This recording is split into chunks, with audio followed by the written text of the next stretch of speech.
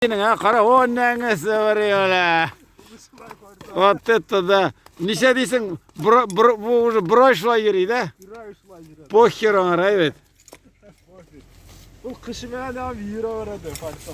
Bu da kışında yürüyecek. Mana risk mi? Ana severim.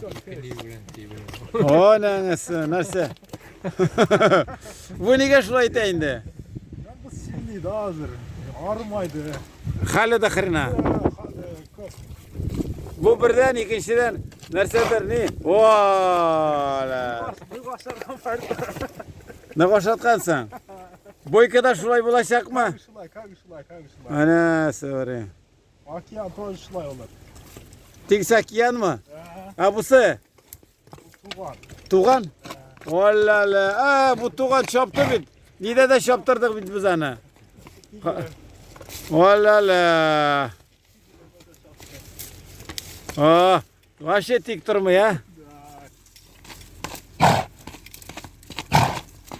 Oh, ola. Ay.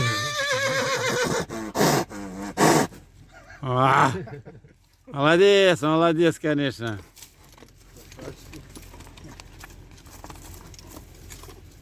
No Kuba, yarışqa desang tez nitadi, yana boshlaymi?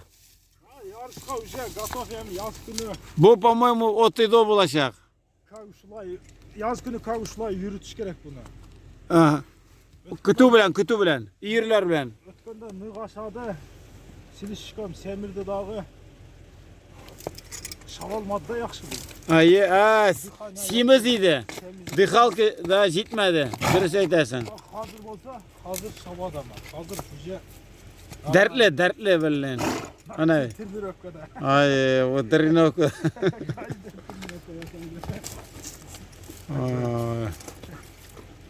Sen bir tane bilen orada hatsız yerisin.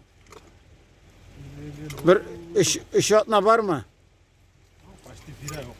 Bir ay почти да, вот так. Aytan bet. Bunu. Oo.